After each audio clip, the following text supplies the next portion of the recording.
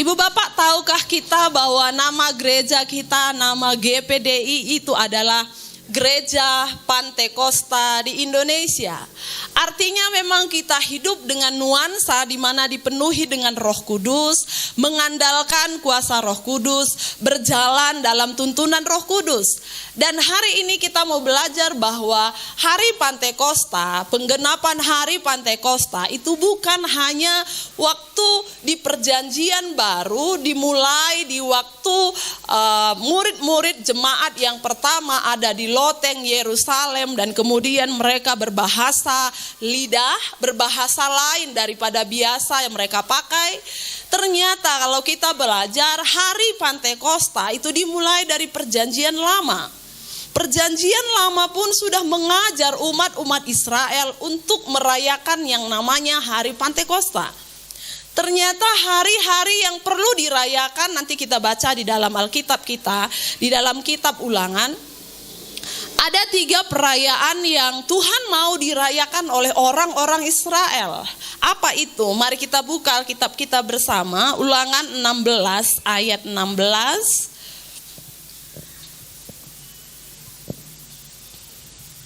Ulangan 16 ayat 16. 3 kali setahun setiap orang laki-laki di antaramu harus menghadap hadirat Tuhan Allahmu ke tempat yang akan dipilihnya, yakni pada hari raya roti tidak beragi, pada hari raya 7 minggu, dan pada hari raya pondok daun. Janganlah ia menghadap hadirat Tuhan dengan tangan hampa. Ada 3 hari raya yang disuruh oleh Tuhan mereka rayakan. Yang pertama, hari raya roti tidak beragi. Kemudian yang kedua, hari raya 7 minggu. Itulah yang kita sebut hari Pentakosta, hari ke-50, Penta 50. Kemudian yang terakhir, hari raya pondok daun. Yang heran adalah di firman Tuhan tidak pernah disuruh merayakan hari Natal. Tapi yang terjadi adalah kita sering sekali bermegah persiapan luar biasa untuk merayakan Natal. Dan itu pun tidak salah. Tapi hari ini saya mau menyampaikan kepada kita, ada satu hari raya besar yang Tuhan mau setiap orang percaya rayakan, itu hari Pantekosta.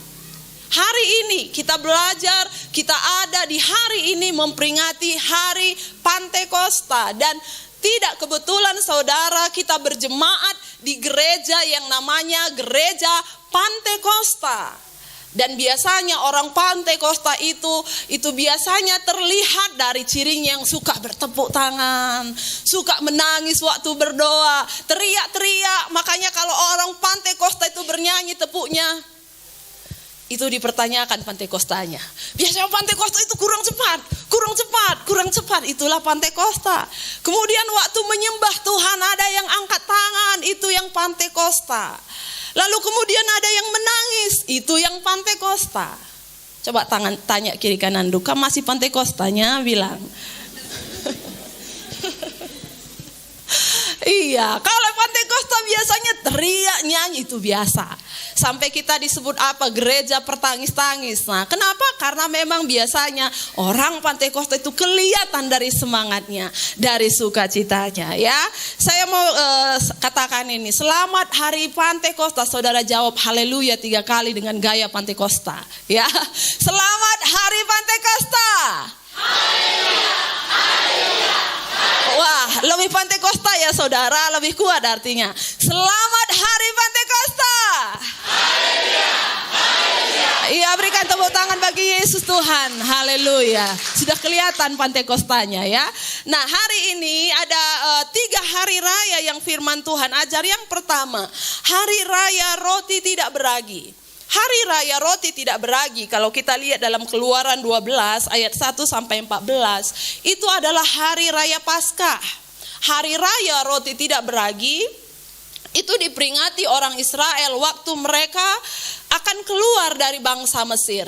Kita ingat ada 10 tulah yang Tuhan timpakan kepada bangsa Mesir supaya mereka melepaskan bangsa Israel. Karena waktu itu bangsa Israel dijajah. Di tanah Mesir mereka dijadikan budak. Lalu orang Israel berdoa sama Tuhan, mereka berseru siang malam, mereka panggil Tuhan dan Tuhan itu tidak tahan. Ada anaknya yang berdoa siang malam, berseru memohon pertolongannya, dan Tuhan juga sampai hari ini tidak tahan. Kalau ada anak Tuhan di tempat ini berseru siang dan malam kepada Tuhan. Dan Tuhan mulai tidak tahan, dia berkata kepada Musa, pergi selamatkan bangsa Israel. Dan waktu dia meminta kepada Raja Firaun, Firaun berkata tidak boleh. Sehingga Tuhan mengeluarkan 10 tulah kepada bangsa Mesir untuk mereka akhirnya melepaskan bangsa Israel. Sebelum tulah yang ke-10, tulah ke-10 adalah anak sulung mati. Anak yang paling tua mati. Sebelum itu Tuhan memerintahkan kepada bangsa Israel begini. Semua orang Israel, kamu potong domba. Kamu potong domba dan ambil darahnya. Darahnya itu sapukan di atas pintu rumah. Jadi di rumah itu disapukan darahnya. Lalu kata Tuhan begini, setiap rumah yang ada tanda darah tidak akan ditulahi dengan tulah yang ke-10. Artinya anak yang paling tua di rumah itu kalau ada tanda darah, rumah itu akan diselamatkan. Maka semua bangsa Israel waktu itu potong domba dan sapukan darahnya. Itu yang menjadi tanda sehingga setiap rumah orang Mesir, setiap anak paling tua mati. Termasuk anak Raja Firaun yang sudah dipersiapkan menjadi raja kemudian pun mati. Tapi semua orang Israel karena ada tanda darah tidak ada yang mengalami kematian. Itulah Paskah yang pertama. Kemudian Paskah ini digenapi waktu Yesus mati di kayu salib. Yesus mati di kayu salib, makanya kita bernyanyi oleh darah anak domba. Di zaman perjanjian baru, Yesus Kristus itu dilambangkan sebagai anak domba. Kalau di perjanjian lama benar-benar domba darahnya yang disapukan, tapi di perjanjian baru di zaman Yesuslah yang disebut anak domba Allah itu, dan darah Yesus menyelamatkan setiap orang yang percaya kepadanya. Kita mengalami pekerjaan penebusan oleh karena kematian Yesus Kristus di kayu salib. Di dalam Roma pasal 6 ayat 15 sampai 23. Oleh iman kepada Yesus, dosa dan kejahatan kita diampuni. Kita selamat dan kita jadi ciptaan yang baru. Jadi itu Paskah. Kita sering merayakan Paskah, kita sering melewati Paskah, tapi yang perlu kita pahami adalah Paskah adalah satu momentum di mana kita harus melihat ada satu anak domba yang dikorbankan bagi kita, dan orang yang percaya kepada Yesus dosanya diampuni. Nah, hari raya yang kedua itulah yang hari ini kita peringati, hari raya Pantekosta. Nah, di ayat yang ke-16 tadi, di dalam Imamat juga dicatat ya, Imamat 23 ayat 16 sampai 20, dikatakan sedemikian, 7 minggu setelah Paskah, tepatnya hari ke-50, bangsa Israel merayakan hari Pantekosta. Mereka membawa persembahan hasil panen sebagai korban sajian, persembahan kepada Tuhan. Jadi di zaman perjanjian lama pun bangsa Israel sudah diajar oleh Tuhan 50 hari setelah kenaikan, setelah Paskah ada yang namanya hari Pantekosta. Dan penggenapannya terjadi kembali di kota Yerusalem waktu murid-murid Yesus melihat Yesus naik ke sorga dan mereka ada di loteng menunggu kehadiran Roh Kudus dan mereka berbahasa lidah. Pertanyaannya begini, mengapa kita harus penuh dengan Roh Kudus? Ada apa rupanya? Kenapa kami harus penuh dengan Roh Kudus? Kalau tidak penuh Roh Kudus, kenapa rupanya? Ini satu ayat, satu pemahaman yang penting sekali kita pahami bersama. Kenapa kita harus penuh dengan Roh Kudus? Karena begini Ibu Bapak, sebab Roh Kudus itu memampukan kita melakukan apa yang tidak sesuai dengan akal dan hati. Saya ulangi, kenapa kita harus penuh Roh Kudus?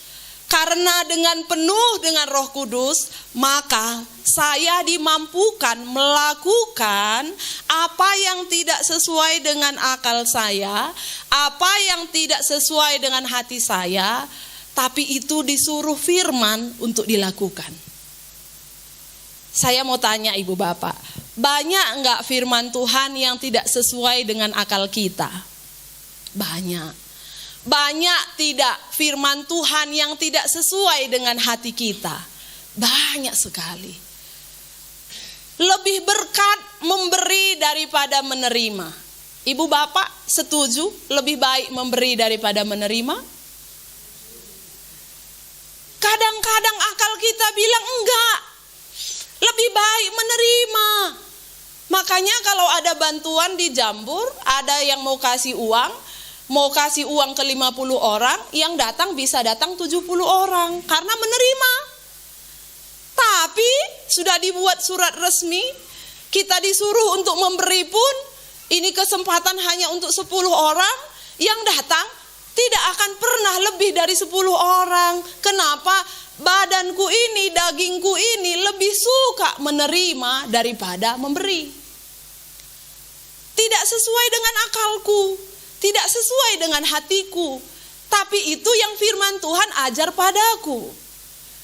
Orang yang penuh dengan Roh Kudus dimampukan Tuhan untuk melakukan perkara yang demikian.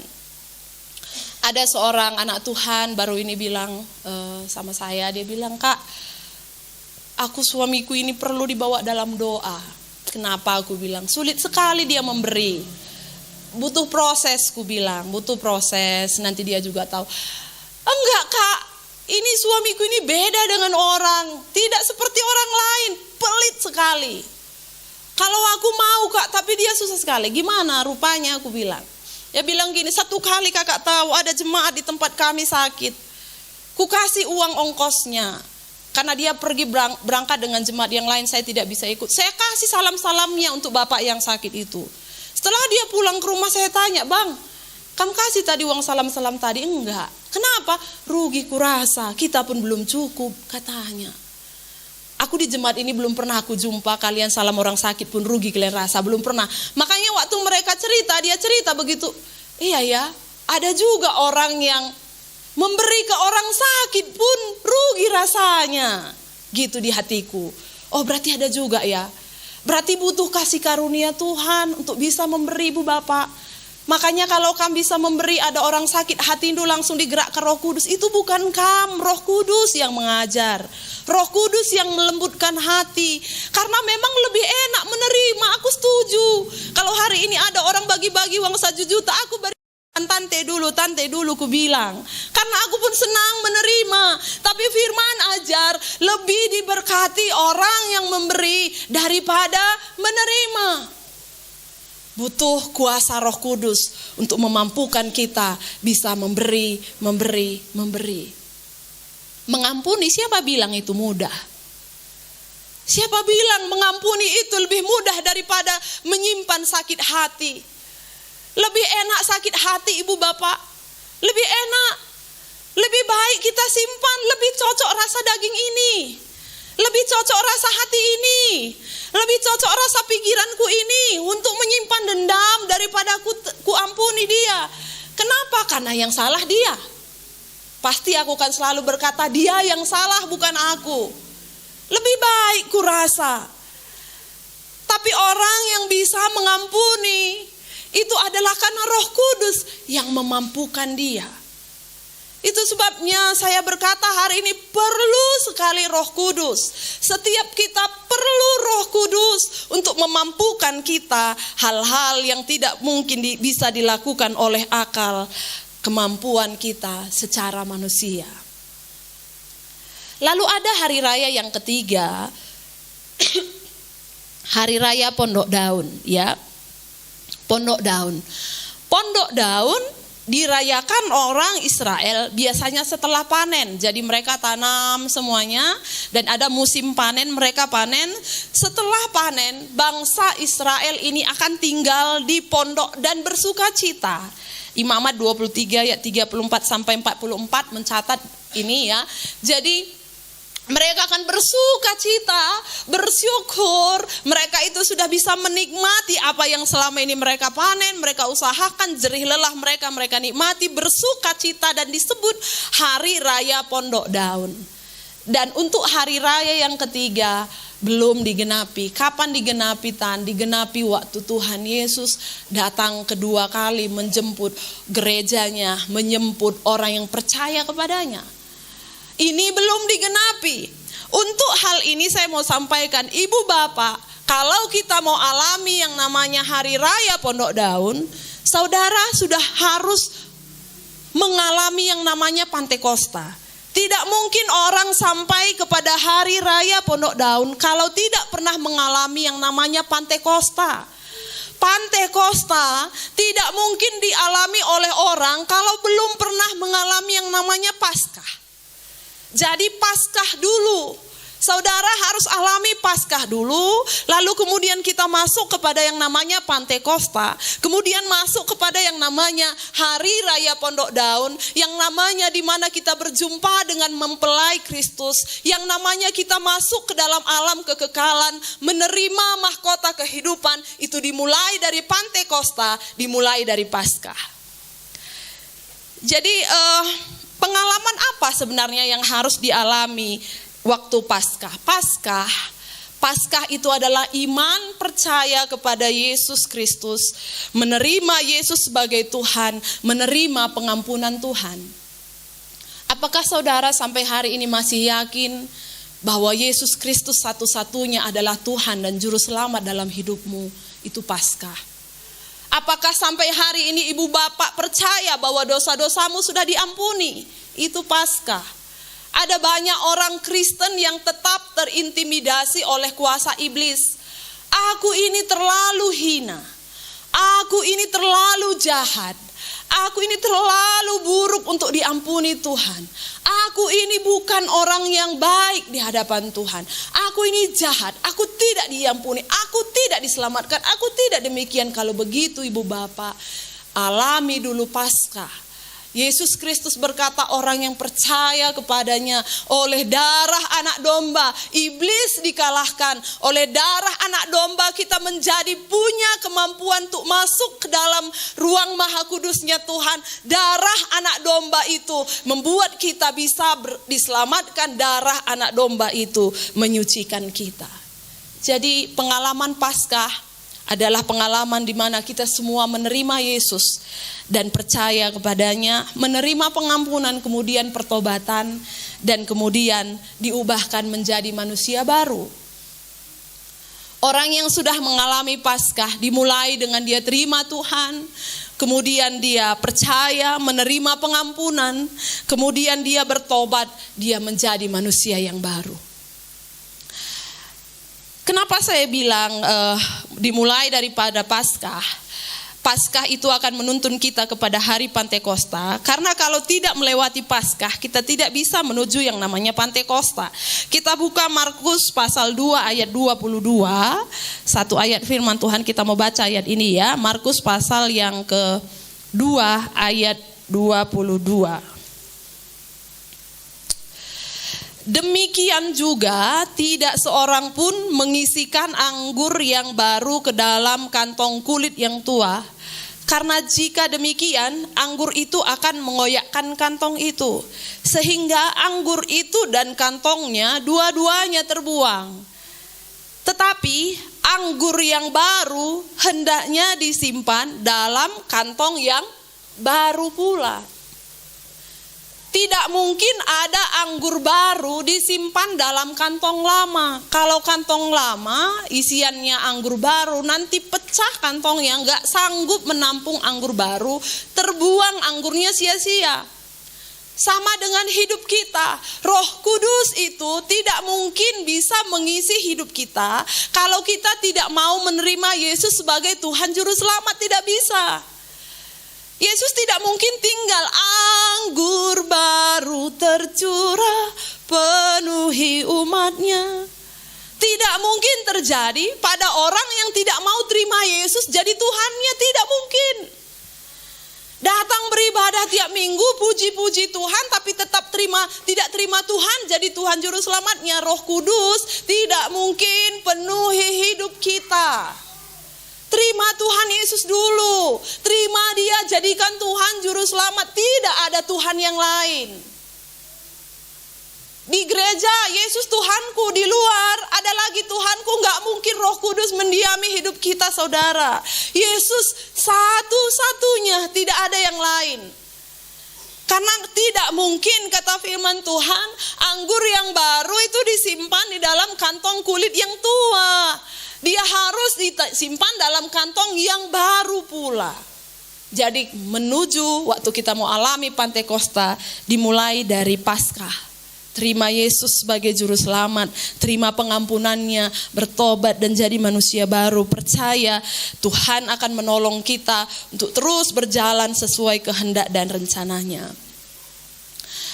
Dipenuhi Roh Kudus itu bukan untuk berbahasa roh. Sekali lagi ya, dipenuhi Roh Kudus itu bukan untuk berbahasa roh. Walaupun berbahasa roh atau berbahasa lidah adalah salah satu tanda orang dipenuhi, tapi itu salah satu tanda.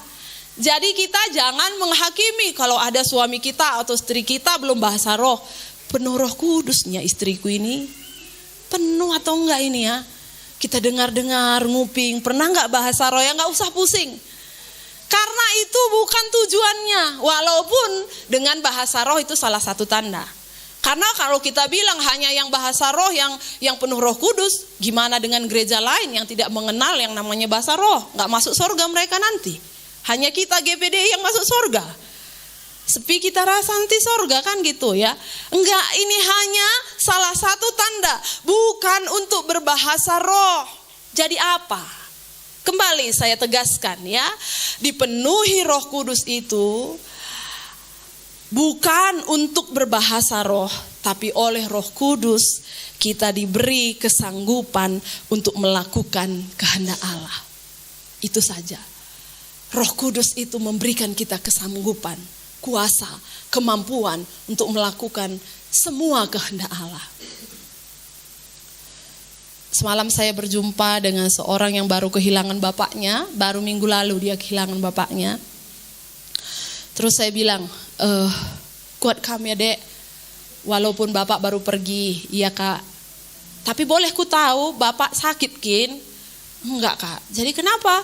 Tiba-tiba jam 8 kami masih di WA kak, tapi jam 9 udah gak ada dia. Pasti jantung ya aku bilang, kayaknya jantung aku bilang.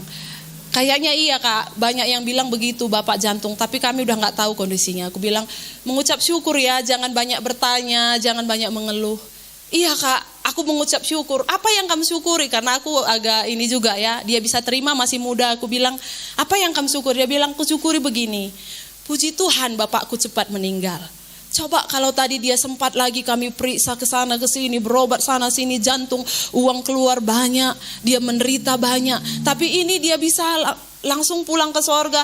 Dan aku bersyukur dia tidak banyak menderita. Nah, kenapa dia bisa mengucap syukur? Coba kita pikirkan.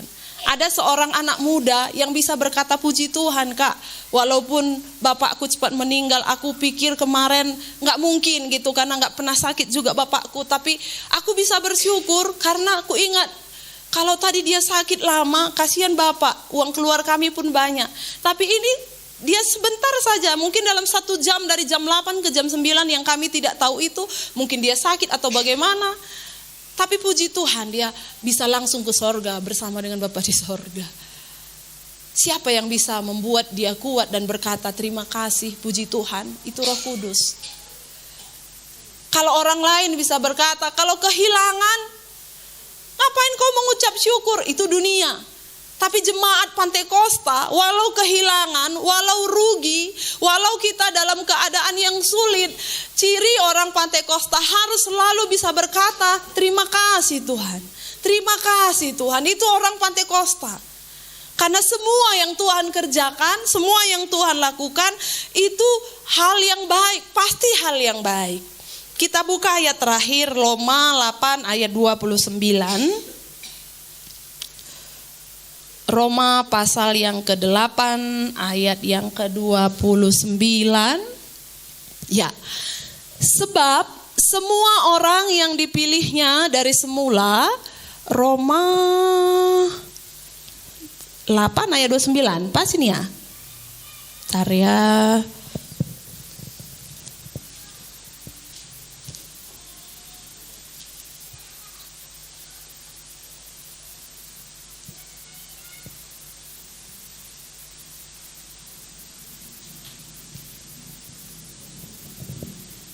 Ya pas ya, berarti saya yang salah catat ini. Saya sebenarnya tadi mau sampaikan bahwa orang yang Yahudi menunjukkan Yahudi sejatinya bukan dari kelahirannya gitu ya. Saya lupa ini, mungkin saya yang salah catat. Roma 8 ayat 29 ya. Jadi ada orang Yahudi menunjukkan bahwa dia adalah orang Yahudi sejati itu bukan dari kelahirannya. Atau ada orang yang disunat itu bukan ditunjukkan dari hurufiahnya, tapi ditunjukkan dari sikap hidupnya. Sama dengan orang yang penuh dengan Roh Kudus, itu bukan ditunjukkan dengan bahasa rohnya. Orang yang penuh dengan Roh Kudus itu bukan ditunjukkan bisa nggak dia berbahasa lidah, bisa nggak dia waktu berdoa lain bahasanya, bukan, tapi ditunjukkan oleh sikap hidupnya. Inilah yang menjadi oleh-oleh kita pulang hari ini. Orang yang penuh Roh Kudus itu ditunjukkan dari sikapnya. Orang yang ditunjukkan oleh orang yang dipenuhkan oleh Roh Kudus itu ditunjukkan dari perkataannya. Orang yang penuh oleh Roh Kudus itu ditunjukkan lewat kasihnya. Orang yang penuh dengan Roh Kudus itu ditunjukkan dari langkah hidupnya, bukan ditunjukkan dari bahasa lidahnya. Jadi jangan terhakimi. Mungkin ada juga ibu bapak yang bagaimana sebenarnya berbahasa lidah. Karena sampai hari ini saya bertemu dengan banyak orang yang masih bertanya, tante aku mau begini tapi aku gak tahu caranya. Aku pun gak tahu cara mengajarinya. Yang ku tahu adalah hauslah, rindulah, mengaku dosa pada Tuhan. Karena itu juga yang kulakukan waktu dulu lama. Makanya aku bisa juga mengalami yang namanya berbahasa lidah. Tapi aku pun tidak bisa mengajar, dan itu pun bukan satu-satunya ciri orang yang dipenuhi Roh Kudus. Ciri orang yang dipenuhi Roh Kudus bukan ditunjukkan oleh itu, tapi ditunjukkan dari perbuatan hidupnya. Adakah perbuatan hidup kita menunjukkan kita dipenuhi dengan Roh Kudus? Adakah perkataan kita sudah menunjukkan bahwa kita ini adalah orang Pantekosta? Adakah langkah hidup kita ini sudah menunjukkan bahwa kita ini adalah orang yang sudah dipenuhi dengan Roh Kudus? Itu menjadi perenungan kita hari ini bersama untuk mengalami yang namanya Pantekosta. Mulailah dari Paskah. Terima Yesus sebagai Tuhan dan Juru Selamat hidup kita. Hidup dalam pengubahan yang dikerjakan oleh Tuhan, masuk ke dalam hari Pantekosta, maka satu saat kita akan masuk kepada satu masa, satu hari raya yang disebut dengan Hari Raya Pondok Daun. Tuhan menolong kita semua, biarlah menjadi kerinduan kita bersama untuk penuh dengan Roh Kudus. Itu bukanlah perkara-perkara yang biasa, walau sering kita dengar, tapi kalau saudara belum alami, hari ini kejarlah. Hari ini merindukanlah. Hari ini sebelum pulang terimalah. Jangan biarkan kau pulang tidak mengalami yang namanya dipenuhkan oleh Roh Kudus. Kalau belum pernah terima Tuhan secara pribadi, hari ini dalam doa secara pribadi katakan, Tuhan, aku terima Engkau. Kalau saudara merasa saudara selama ini sudah terlalu jauh jatuh dan merasa menjadi pribadi yang lama kembali, hari ini datang lagi sama Tuhan. Tuhan Dia menanti kita, menunggu kita. Dia selalu setia menunggu dan menerima kita. Haleluya. Pegang